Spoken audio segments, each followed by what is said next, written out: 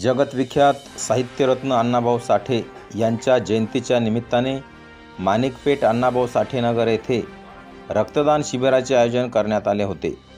दरम्यानच्या काळात विधान परिषदेचे नवनिर्वाचित आमदार अमितजी गोरखे यांचा मातंग समाजाच्या वतीने भव्य सत्कार करण्यात आला।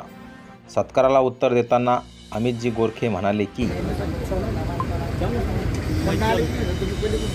सर, समाजाकडनं आपल्या खूप अपेक्षा आहेत, तर समाजाला काय संबोधित कराल आपण?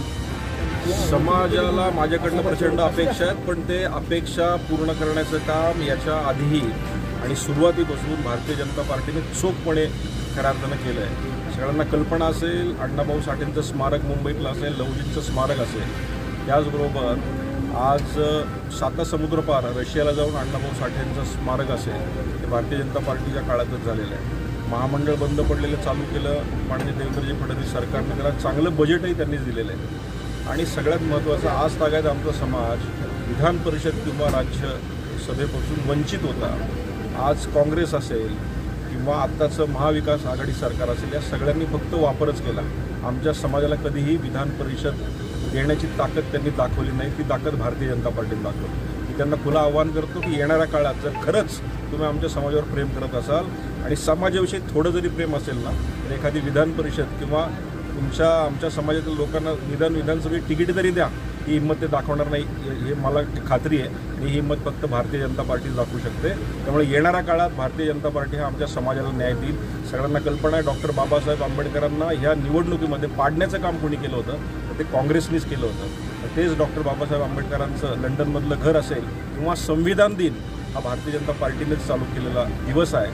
त्यामुळं आज दलित, वंचित आणि सगळीच जी मंडळी आहेत ती भारतीय जनता पार्टीकडे आकर्षित होत आहे आणि भारतीय जनता पार्टीचं काम करणार आहे। आणि येणाऱ्या काळात ह्या अपेक्षा, त्या शैक्षणिक असतील, सामाजिक असतील, या सगळ्या अपेक्षा फक्त भारतीय जनता पार्टी आणि महायुतीच पूर्ण करू शकतो। आणि अबकडाचा सर आपल्या समाजाला कितपत फायदा होऊ शकतो?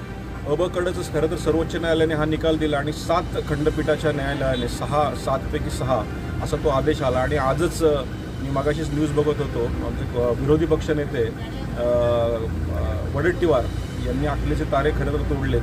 ते म्हणतात की अबकडामुळे नुकसान होणार आहे आणि सर्वोच्च न्यायालयाचा निकाल चुकीचा आहे। सर्वोच्च न्यायालयाचा निकाल चुकीचा म्हणणारे वडेट्टीवार यांनी खरं तर स्वतः आरशात बघितलं पाहिजे।